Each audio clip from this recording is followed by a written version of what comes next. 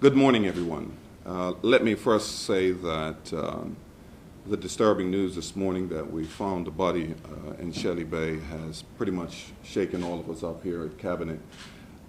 We don't know at this time the family, but I'm sure when they are notified, we want to send out our condolences to the family of this finding. Not a very good morning to wake up to something like this here. No loss of life in Bermuda should go without condolences and our heartfelt prayers. So good morning once again, everyone. It's been just under a year since I've had the privilege of serving as your Premier. In that time, I've had the opportunity to assess the very formidable challenges facing this country and to formulate strategies for a better Bermuda and a more efficient government.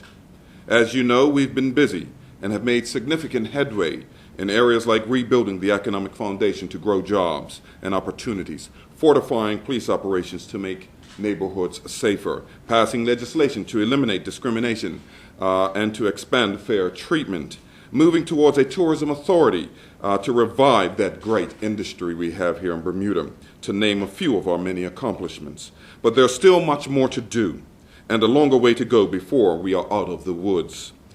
How we get there is through a term you've heard me mention many, many times before, and that is shared sacrifice. I've also stated that tough decisions will have to be made to place Bermuda on the right path and the right trajectory. As Premier, it is my responsibility to lead by example in the shared sacrifice and to make some tough Bermuda decisions from the top down. Today, I will announce a decision that will produce a leaner, more effective, and efficient cabinet. The changes reflect recommendations made by the UK National School of Government from 2011, my own assessment over the past 12 months, and indeed it will fulfill our part in fulfilling our platform promise. We are making the tough decisions that the previous administrations would not make. Today, this OBA government is fulfilling our promise. These cabinet changes are part of an ongoing process toward better governing and greater efficiency. We've got a very busy legislative year ahead of us.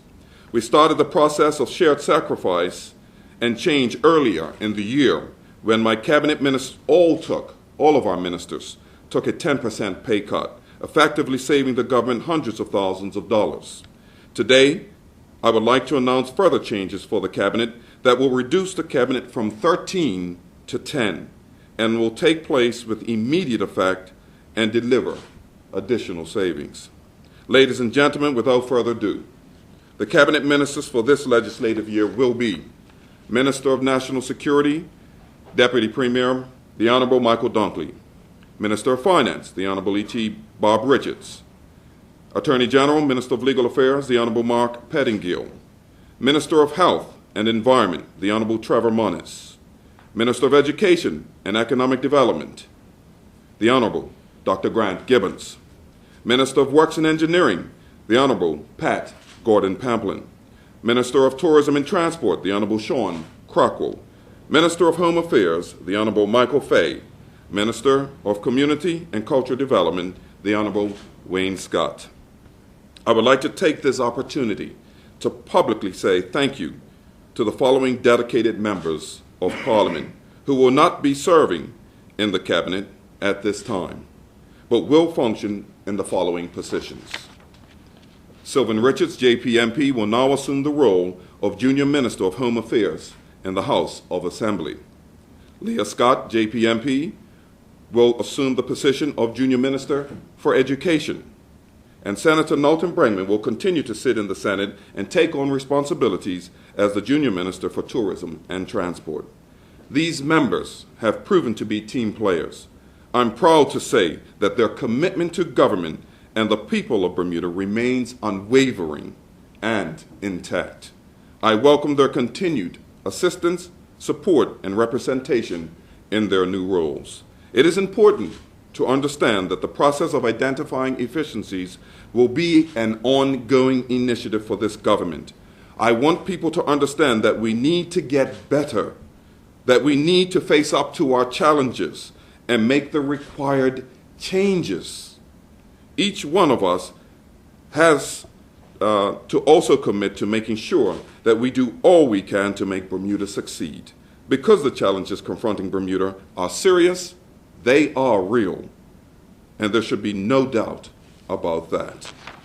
Today's cabinet announcement is a further demonstration of our commitment and respect to the prudent management of the public purse. And so at this time, I'll leave it open for a few questions before we head up to the House of Assembly today. So, Premier, what is it that prompted the changes, particularly in terms of education and health?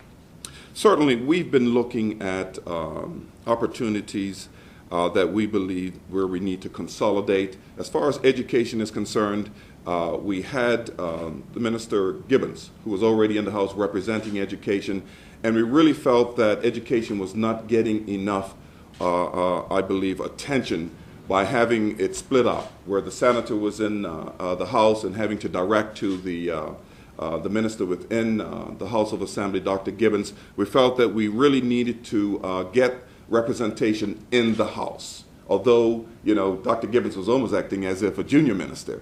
And so we felt that it would be more prudent if we had Dr. Gibbons in education. He's been speaking to it all along, so the synergies were already there, and we were almost segmenting it out. More attention needs to be placed to education, which is why we also have Junior Minister Leah in the House helping to represent education. A lot more has to be done. But the same situation exists with Home Affairs. Certainly. Well, Home Affairs is in the House, which is why you will have Sylvan Richards, in the Senate. Minister Mike Fay is in Senate. But in the House, we have Michael Dunkley, who had been speaking to it. We felt it only fair that we would have a junior minister in the House like Sylvan Richards, who could continue to develop in the House and speak to those issues. Did the situation regarding the new Commissioner of Education have any influence on your decision? No, not at all. This goes back to, again, as I stated earlier, this goes back to the School of Governance report that was done in 2011. When we came into government, we started going over all of these things that were happening. And if you recall, I, back in June or July, had already said that we were looking for efficiencies at that time to start streamlining the number of cabinet ministers. This is not something new. This has been in train for a long time. We just recognize we can't wait any longer. We must move with becoming more efficient. But it's not as if you've moved unnecessary cabinet ministers. You've basically done a reshuffle, so to speak. You changed the education minister, you switched the Minister of Health to Public Works. So it isn't like as if there's any significant change apart from the Scott. There's certainly significant change. What you will find is, again, is that we're looking for efficiencies here. You'll find that the departments, as we distribute to you the number of departments, you know that we have over 70 departments. You'll find now that there will be streamlined departments in other areas. Although the titles of the ministries, for instance, Public Works stays basically the same. Under it now will fall many other departments that were in the Ministry of Environment. So when you start looking at those efficiencies there, we're looking for departments that have synergies, and we're putting them under the ministries that should have been there all along. But surely coming into government, you would have been aware that Ms. Franklin, for instance, was the spokesperson for Works and Engineering, if I'm not mistaken, under the previous parliament. Yes. And she was. Yeah. And that Mr. Moniz was not. You basically switched those two. So why didn't you just put these individuals in the respective ministries that they shadowed while was in opposition? Well, at the time, we felt that it was a good fit for us to have Minister Pat Gordon-Pamplin into health. We thought it would be a great opportunity. She's been many of these departments before. Remember, many of our ministers have been shadows of several different departments. So this was not new for Minister Moniz or Minister Pat to take on health and works and engineering. They've been there before. Didn't quite hear when you mentioned Dr. Gibbons. What is going to happen with economic development? He will continue on with economic development. Just as I stated earlier, he will be the minister. This will be one of those super ministries. As we continue to consolidate, you will see that ministries will have more departments under them. So he will be taking on economic development and education, which is why now you see that we also have a junior minister in the House with him, assisting. But you just indicated that education needs to have greater focus. Absolutely. You're confident that the minister can handle both economic development, and education, and give each of them the required attention? I think that's a rather redundant question. No, it's not I wouldn't do it if I redundant. wasn't confident, These are Gary. Significant ministries. As I said already, I wouldn't do it if I wasn't confident. This has taken a year to get here of looking at information that has been provided. This is not just some flyby decision that's being made. This is based on information that has been studies done by the School of Governance, by ourselves being in this position, seeing what's going on, and we recognize that these are the right decisions going forward.